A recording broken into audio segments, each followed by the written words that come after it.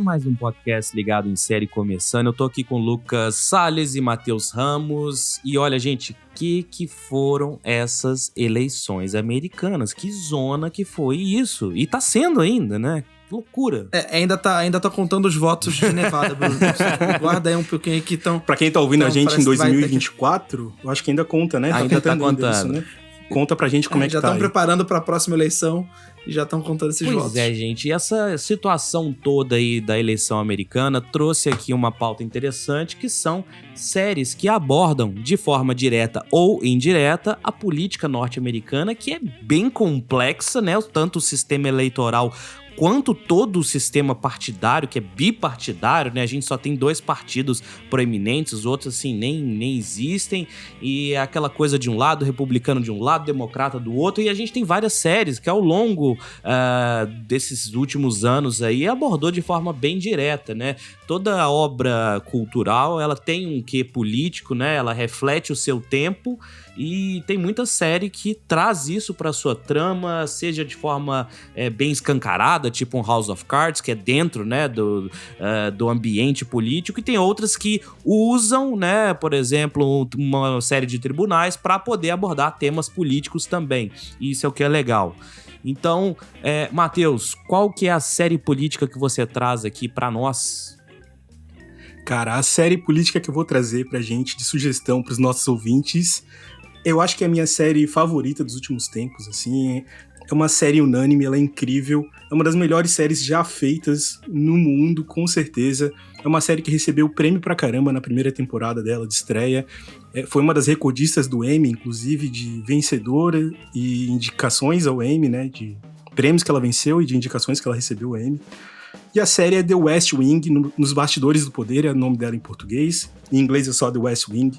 Infelizmente é uma série que é praticamente impossível de tu encontrar ela hoje no Brasil de alguma forma oficial, assim. Comprar um box novinho, lacrado, praticamente raro, impossível. Né? É bem raro, eu já procurei muito no Mercado Livre. Tu encontra, tipo, uns caras que fizeram umas gravações em DVD, tipo, dentro de casa, com uma legenda ali mais ou menos, e eles revendem, ou então um box que já tá aberto, ou um pessoal que importa e revende no Mercado Livre, por exemplo. Só que é uma série que ela tem bloqueio de zona, então, tipo, até pra reproduzir no teu aparelho DVD, ele tem que ser com desbloqueio de zona, enfim. E isso pra quem tem aparelho DVD, né? E não tem mais vai isso. achar um DVD hoje. A West Wing, eu lembro, assim, eu nunca consegui assistir ela inteira, porque na época que ela passava na televisão, a gente não tinha as ferramentas do streaming, etc. Ela passava na Warner, aqui no Brasil, e a boa na época que ela passava, eu era criança, né, cara? Ela estreou em 99, essa série, eu tinha 8 anos, o Lucas tinha 4 anos de idade. Então, assim, é uma série que eu fui descobrir depois de muito velho, cara. Faz pouquíssimo tempo mesmo, assim, faz coisa de 2 anos que eu descobri essa série. E a boa notícia... nos Estados Unidos, e aí, pô, descobrindo lá, Netflix, aquela coisa toda, catálogo diferente, vamos ver o que tem pra assistir. Uma série de 99 com Martin Sheen. Rob Lowe. Pô, vamos ver, vamos assistir. A boa notícia que eu trago é que, com a chegada do HBO Max no Brasil, é possível que The West Wing esteja no catálogo, porque ela é uma série da Warner, foi exibida aqui pela Warner. Você vê agora que a HBO já pegou os filmes do Harry Potter, enquanto não tem HBO Max, os filmes do Harry Potter estão passando na HBO Go. Então tomara que quando a HBO Max chegar e trouxer todo o catálogo da Warner Media, que West Wing venha. Uma forma de assistir The West Wing aí, pra quem quer se aventurar, é usando uma VPN, que ela está ainda no catálogo da Netflix americana, né? Então, não é nada ilegal, né? Você tá acessando o catálogo, assim, é questionável, mas não é ilegal. Então, é uma dica pra ver. E o melhor disso é que é um advogado falando isso. Não é ilegal. Fiquem seguros. Um dos melhores do Brasil. Usar... Se é um dos melhores advogados que fala isso, eu me sinto tranquilo. Ninguém vai te prender pra você estar usando uma VPN, entendeu? E você tá usando pra assistir uma série por um serviço que você está pagando, né? Porque se você vai para os Estados Unidos e acessa a sua conta da Netflix brasileira, o catálogo ele é americano. E isso vale pra qualquer lugar que tenha Netflix, né? Eu fui pra China, não podia ver, mas eu com uma VPN conseguia acessar a Netflix de outro país. Então isso é possível. E The West Wing, assim, o pouco que eu sei, eu assisti a alguns episódios, é que ela, primeiro, o nome dela, né, fala sobre a ala oeste, da Casa Branca, que é onde ficam, né, onde é o escritório mesmo do presidente, o salão oval. Falando de forma leiga, é onde acontece a treta dentro da Casa Branca, assim, é onde acontece o buraco é quente, é dentro da ala oeste. É onde tem o setor de comunicação, é onde eles fazem as reuniões com o presidente dos Estados Unidos. É na ala oeste da Casa Branca onde a coisa acontece mesmo. É ali onde é feito as decisões mais sérias dentro do país, ali com o presidente, onde se reúnem os grandes poderes dos Estados Unidos para tomar as decisões que... Decisão de guerra, decisão política, decisão econômica, acontece naquela ala. E essa série, cara, falando um pouco dela, é uma série do Aaron Sorkin. Pra quem não conhece, Aaron Sorkin é o roteirista que fez The Newsroom, que é uma série que é um sucessor espiritual aí de The West Wing. O cara é roteirista da Rede Social, que foi vencedor de Oscar, né? É o filme do Facebook, pra quem não sabe. Eleito aí pelo Tarantino como um dos melhores filmes do mundo, né? Exato. Tarantino Tem selo Tarantino, então assim... Selo Tarantino. Cara, o cara fez Steve Jobs também, o filme do Michael Fassbender, não são os outros. Não é muito bom aquele filme, não, mas tudo bem, né? Ah, cara, se for pra elencar entre os filmes do Steve Jobs, aquele ali pra mim é o melhor, assim. Mas o outro também entre aquele e outro. E ele fez também o set de Chicago. Entre as coisas ruins do é o Ashton melhor. Kutcher, né? Tem o set de Chicago, que ele fez aí agora, tá na Netflix. Muito e tal. bom. E o original ele Netflix, fez também sensacional o filme Jogos do Poder, o Studio 60 on the Sunset Strip, que era uma série com Matthew Perry, muito, muito boa, que foi logo depois de West Wing. É uma série muito boa que se passava numa emissora de televisão, era um programa estilo Saturday Night Live, e também era uma série que falava muito sobre política, né? O Aaron Sorkin tem uma visão democrata, liberal, progressista, né? Então, é uma série que, apesar de ser progressista, também ela lidava com o outro lado republicano. É uma série que ela sempre traz um pouco o lado republicano, assim. O presidente que é retratado na série, que é feito pelo ator Martin Sheen, que é o pai do Charlie Sheen, pra quem não tá associando os nomes aí. É o Tiger ator Blood, Winning. Winning! O ator mais maluco aí dos últimos anos. O pai dele, baita ator, faz esse personagem incrível ali, o presidente dos Estados Unidos. E até eles falam alguns termos, tipo POTUS, que é o President of the United States. Então, assim, é uma série que traz muita coisa diferente. E eu tava falando, né, tipo... apesar do presidente ser democrata na série, parte da equipe que tá ali com ele faz questão de ter caras que têm um pensamento republicano dentro dele pra combater com ele, pra trazer, tipo, conflito dentro da equipe mesmo, pra repensar. Então é uma série que ela sempre traz a discussão. Apesar de ter esse ponto de vista mais democrata, ela sempre traz uma discussão dentro do ponto de vista ali republicano contra democrata, liberação de armas, que a gente sabe que é uma ideia mais republicana, enfim. É uma série que sempre faz esse conflito, sempre traz ideias. Ela tem um roteiro excepcional, muito bem aquele roteiro rápido, né, do Aaron Sorkin, com falas muito rápidas, acontecimentos, aquela câmera sempre na mão, aquele senso de urgência. Essa é a característica. Vamos lembrar que é uma série de 99, né, cara? Então, assim, ela tem um ritmo um pouco diferente, apesar de ter um roteiro super rápido do Aaron Sorkin. Então, às vezes, tá jogado no meio de um diálogo, assim, que ele já tá acontecendo com termos que tu não tá acostumado, não é usual ali o que tá sendo falado, então às vezes tu tem que pescar alguma coisa na metade do caminho, mas ainda assim, por ser uma série de 99, ela tem um ritmo diferente do que a gente tá acostumado hoje em dia, na época Netflix aí, de séries que são lançadas uma temporada inteira num dia, né? Então ela tem um tempo um pouco diferente, né? Uma série, enfim, do século passado. Então assim, se acostuma com esse tempo, porque vale a pena, cara. É uma série que traz conteúdo pra caramba. E eu descobri ela, vou falar bem da verdade aqui, por conta de um podcast. Então, até vou atrelar a minha indicação da série a um podcast que tá atrelado. Pra mim, não tem como eu indicar essa série sem falar desse podcast, que é um podcast chamado Era Uma Vez no Oeste, feito por 3 caras do Rio Grande do Sul. Assistam o podcast e acompanhem a série.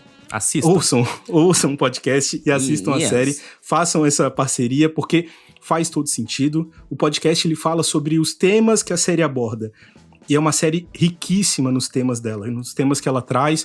Então, assim, eles pegam cada detalhezinho ali, desde o POTUS, que eu comentei, que é uma sigla para o presidente dos Estados Unidos, né? President of the United States, também. Que foi criado por conta do telegrama, do telégrafo, desculpa, porque não tinha como mandar, né?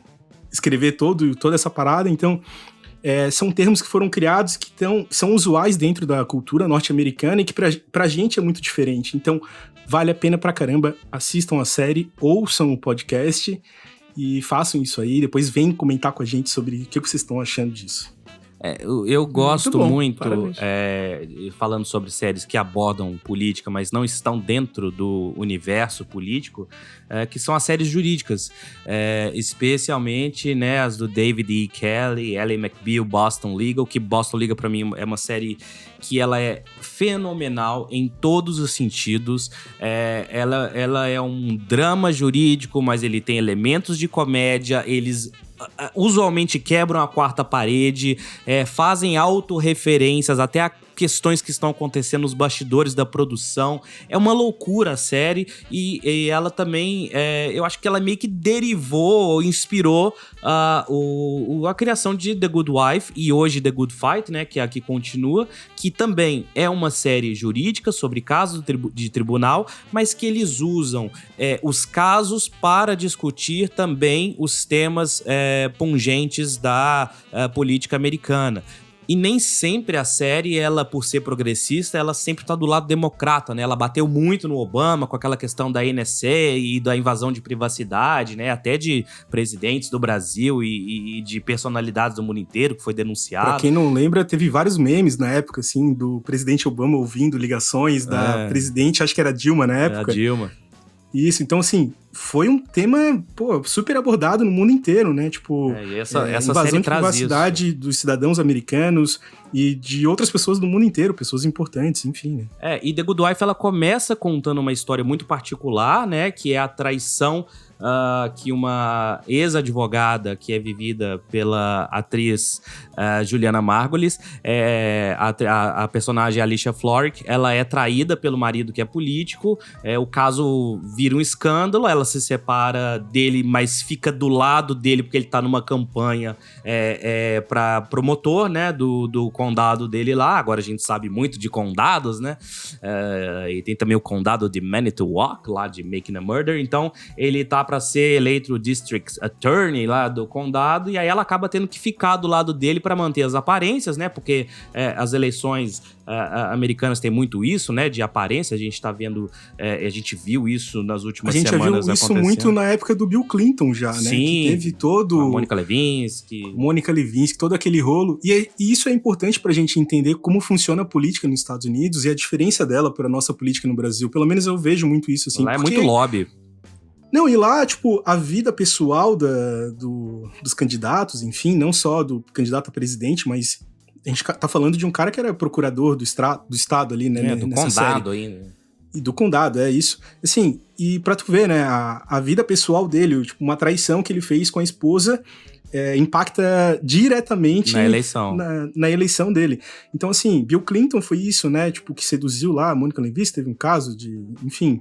Fizeram lá um sexo oral, acho que foi. Sofreu um processo de impeachment. Inclusive, essa série tá pra ser lançada, os bastidores desse caso aí. A gente acha que vai ser, não vai ser, do Ryan Murphy, que é o American Crime Story, que vai falar desse caso.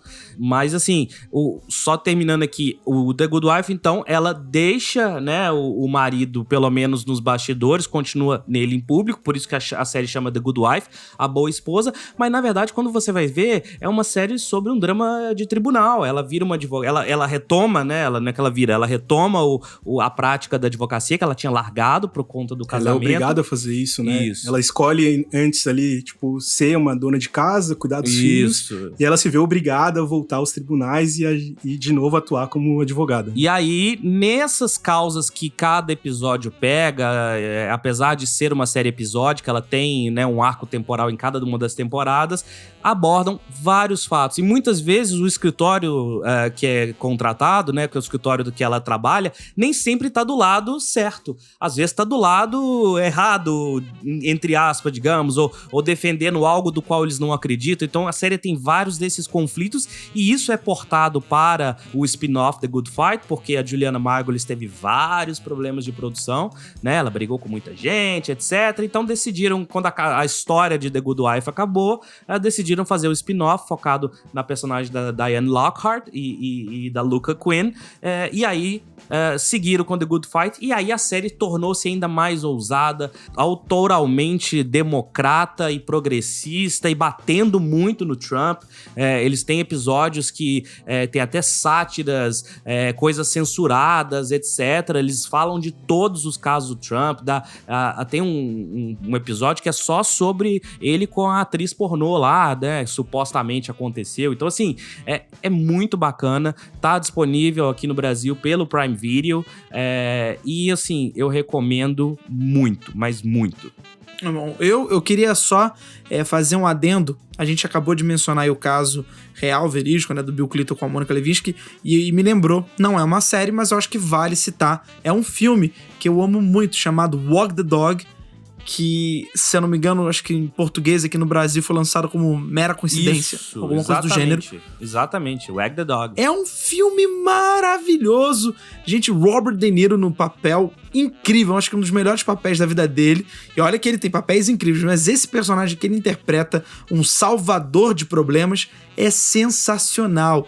E basicamente é uma história que se trata de um presidente que teve um problema durante uma das visitas que ocorrem na Casa Branca, e aí chamam esse resolvedor de problemas, que é o Robert De Niro, e ele precisa... Bom, eu não vou dar spoiler do filme, mas basicamente ele cria um problema ainda maior e a situação vai ficando cada vez mais engraçada. É um filme de comédia, mas é um filme que retrata muito bem os problemas que existem na Casa Branca. Acho que não muito bem, mas digamos assim, Sátira, existem... satírico, É uma sátira desses problemas. Muitas vezes acho que agora a gente tá tendo essa noção, principalmente aqui no Brasil, com a política. Muitas vezes a gente vê uma notícia, alguma coisa que chama uma atenção, que talvez tenha sido feito de propósito para desviar a nossa atenção a gente de reais sabe quem problemas. faz muito isso, né? Algumas semanas atrás aí teve até uma declaração de guerra contra os Estados Unidos, Pois é. etc.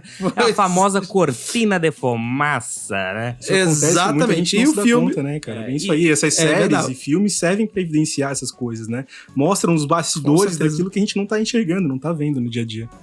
E eu citei o filme, eu sei que a gente tá falando sobre séries, mas eu acho que faz total sentido e tá dentro do Link contexto. perfeito, Agora, Lucas. sim, sendo fiel ao que realmente importa aqui, que vamos falar sobre as séries, eu quero trazer a série Parks and Recreation, e eu queria fazer um adendo assim, eu gosto muito de homenagear as pessoas que trabalham para que as coisas deem certo. E falar de Parks and Recreation, eu falo do elenco, e claro, obviamente eu falo dos roteiristas incríveis, mas eu preciso falar do Michael Schur, que pra mim é o gênio da comédia na TV americana. Ele é responsável por The Office, ele foi um dos responsáveis por fazer a adaptação do The Office britânico pro The Office americano, e também foi criador de Parks and Recreation, The Good Place, Brooklyn Nine-Nine, se não me engano, acho que Brooklyn Nine-Nine também dele, de diversas séries incríveis, é um talento magnífico, e Parks and Recreation foi o segundo projeto dele logo depois que ele ficou encarregado de fazer a versão americana do seriado The Office. E o Parks and Recreation é sobre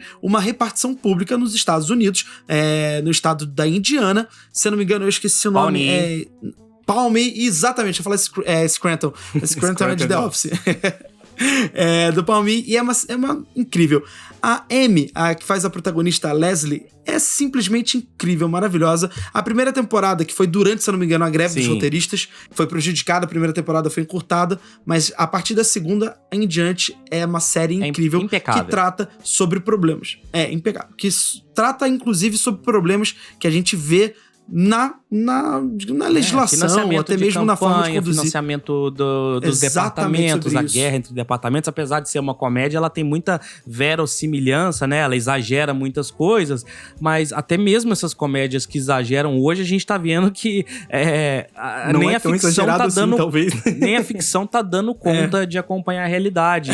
E o bom de Parks and Recreation é que, apesar de também ter uma agenda progressista democrata, tem o personagem lá que é o Broncão, que é o Ron Swanson, interpretado pelo maravilhoso Nick Offerman, que ele é meio que o contraponto disso, né? Então a série, ela... Ele seria um republicano, ele é republicano, com certeza. Total, anárquico, pró-armas, pró-tudo, etc. Tudo. Ele tem armas em todos os lugares do escritório dele. Então, assim, é legal que a série aborda isso. E falando sobre o fato das séries, da ficção não estar dando conta de acompanhar a realidade, algumas semanas semanas atrás, nas eleições americanas, ainda naquela discussão de Trump e Biden, e Biden, né, quem vai declarar a vitória. Aliás, é uma loucura isso, né? Não tem um TSE, não tem um órgão federal que declara a vitória. É verdade. Ou que apura os votos. É cada assim, estado, e aí são 2 canais de televisão que na hora que eles projetam, e até a Fox News, que é pró-Trump,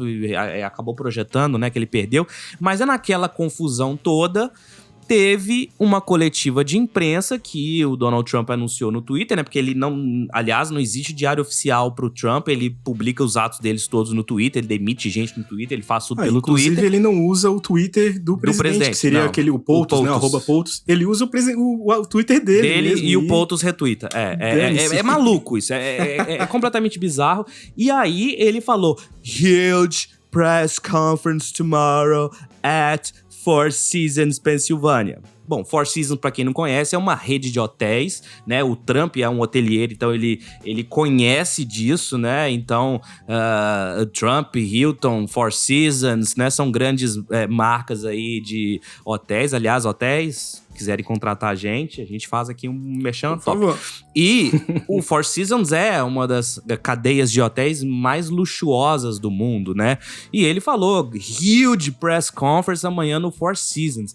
E aí, quando os jornalistas receberam o endereço, tratava-se do Four Seasons Total Landscaping, uma empresa de jardinagem que ficava ao lado de um crematório e de um sex shop.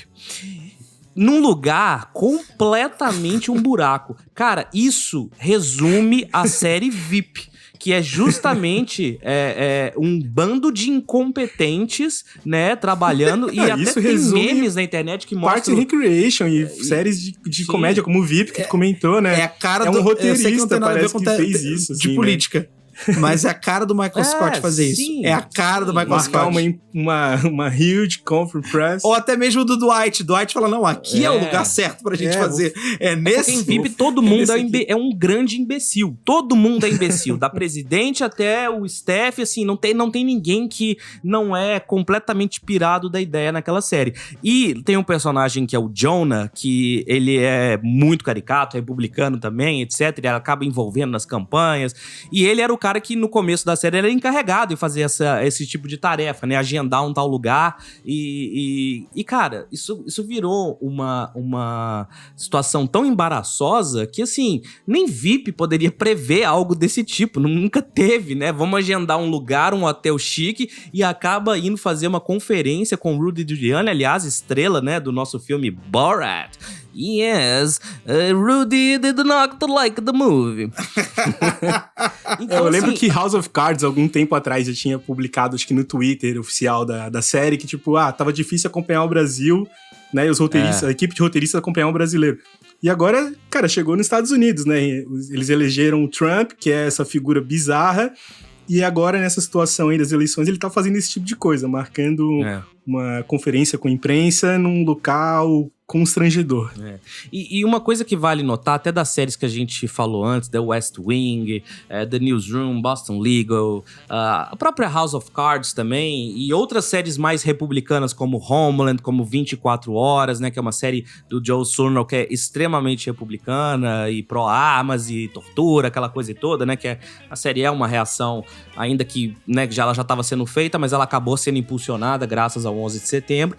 Então, assim, todas essas séries, até o governo Trump, né, até essa recente polarização aí, pós-eleições, pós-Facebook, Cambridge Analytica, etc., existia uma discussão sempre civilizada, né, entre os lados da política norte-americana, né? Você via um presidente republicano perdia e fazia um discurso de concessão pro democrata. O próprio Obama fez a transição pro governo Trump, né? Convidou sempre de forma ele, respeitosa, né? Convidou cordial, ele para ir assim. na Casa Branca fazer aquela pré-visita, né? Então a gente tem toda essa situação com o Trump, que isso, assim, não foi ele que causou essa polarização, ele obviamente intensificou, e isso vai se refletir também nas produções que a gente vai ver aí pós-governo Trump, né? Porque a cultura, ela sempre traz uma forma de retratar a realidade de forma direta ou indireta.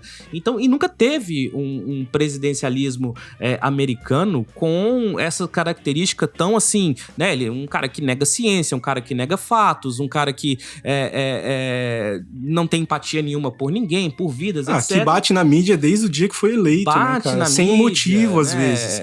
Só por fazer um escândalo ali, só pra fazer barulho mesmo, às vezes, né? E lembrando os discursos deles tem muito ódio nisso, assim, em querer motivar as pessoas a, tipo, venham fazer comigo barulho sobre coisas que às vezes nem fazem tanto sentido, né? Ele levanta pautas que, tipo, nem são tão fortes, nem são tão importantes. A famosa cortina de fumaça, né? E lembrando que o próprio Trump, ele é um personagem de televisão, né? Porque se não fosse, ele já era um cara falido, assim, ele, né, se vendia como um bilionário dos negócios, mas ele é um cara que ele já foi falido, reergueu, mas não reergueu tanto assim, e quem trouxe ele de volta pra mídia foi a NBC, um canal historicamente democrata, com o Aprendiz, né? Que ele fazia o Aprendiz, depois fez o Aprendiz Celebridades lá fora, e aí ele tinha essa personalidade ríspida que funciona no contexto de um reality show, mas não funciona no contexto do salão oval americano comandando a maior economia do mundo, né? Então, mas vamos lembrar que a política dos Estados Unidos, ela tem um pouco desse histórico, assim, de eleger uns figurões. Ronald Reagan. Cara, o próprio Schwarzenegger tinha vontade, ele só não se elegeu, só não se candidatou a presidente porque ele não nasceu nos Estados Unidos, então havia uma limitação dentro da lei. Mas se pudesse, eu não duvido que ele teria sido eleito, porque ele Mas é muito louco, porque o Schwarzenegger, eu tava até lendo algumas coisas, ele é muito querido na Califórnia. Sim, ele foi um bom governador do estado da Califórnia. Todo mundo adora ele lá. Muito impressionante. E se reelegeu. Mas é engraçado, são figuras artísticas que não tem nada a ver necessariamente com política, mas que conseguem. Mas ainda existe esse histórico dentro da política. Ainda assim, apesar do histórico, você tem aí Ronald Reagan, você tem outros personagens aí que apareceram e desapareceram, até em nível local, etc. Mas existia um quê republicano, existia um quê de sensatez, ninguém saía falando o que desse na cabeça, ninguém contestava a democracia. Então, assim, as próprias séries, todas elas que a gente citou, a gente não teve, com exceção de The Good Fight, que chegou a abordar o governo Trump, a gente não teve nenhuma série que falava disso de forma tão aberta, como eu imagino que vai ter. A própria House of Cards, que é uma série que deveria ser verossimilhante em algumas partes, né? Principalmente quando ela retrata, ela reconstrói a Casa Branca, etc. Né? Nem isso ela conseguiu prever, porque a própria série mostra que o presidente, até então, né, Frank Underwood, interpretado por aquele que a gente não comenta mais, o que a série mostrava era justamente que, assim, o poder dele era limitado, né? Ele não podia, tem horas que ele ficava travado, e aí ele ia, né, usava daqueles outros subterfúgios lá, que, né, aquela parte criminal da série, pra conseguir o que queria. Mas a série mostrava isso, né? Existe um limite, e agora a gente não tem esse limite. Vamos ver o que vai vir daí, né, desse governo Trump, né, especialmente essa bagunça na reta final, o que vai vir aí de produção artística em cima disso. Eu espero que venham boas séries, principalmente pra satirizarem, ridicularizarem e com certeza outras pra instruir. E quem sabe, até séries pra mostrar algumas coisas, alguns bastidores que a gente ainda não tem noção. Como, por exemplo, outros filmes, saindo um pouquinho de séries, mas eu acho que vale a pena falar.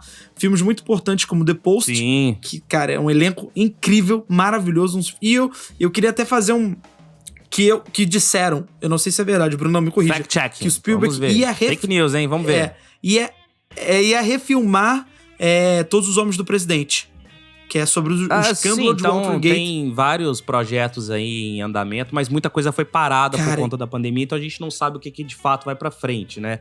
Mas sim, tem essas conversas sim, e muitos filmes políticos, né? O próprio Sete de Chicago, que ainda que abordam de forma indireta, o Infiltrado na Clã, que está claramente, né, contando uma história anterior, mas claramente vinculada à América, né? Especialmente da extrema América direita, atual. né? Inclusive, o Spike Lee coloca no final do filme, cenas reais, né, de riots ali, de motins, de pessoas, de fato, brigando por seus direitos de novo, né? Então 2019, acho que foi o ano de estreia do filme. Sim. E, cara, a gente tá vendo cenas que a gente não esperava ver tão cedo, né? Coisas que aconteciam nos anos 70, né? De de pessoas negras tendo que lutar pelos seus direitos nas ruas, e aí o Spike Lee tem que colocar isso num filme em 2019, é muito louco. Então é isso, gente. Séries políticas, séries politizadas, independente de qual lado, o importante é que você está ligado aqui no Ligado em Série. Votem sempre com consciência e até a próxima. Tchau, pessoal. Valeu. Tchau, Valeu, tchau. pessoal. Até a próxima.